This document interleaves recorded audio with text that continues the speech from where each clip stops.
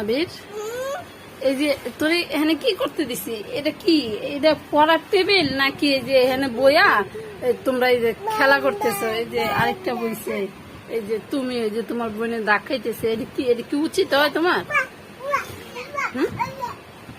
এটা কি উচিত হয় বলো তো, আমারে বলো। আমি তোমার পড়তে দিয়ে রান্না করতে গেলাম।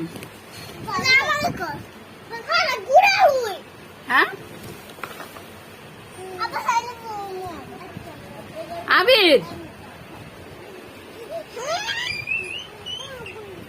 তোমার কি এটি করা উচিত হয়? এই যে দেখো, এই যে এই যে এই যে এই যে এই যে এই যে এই যে এই যে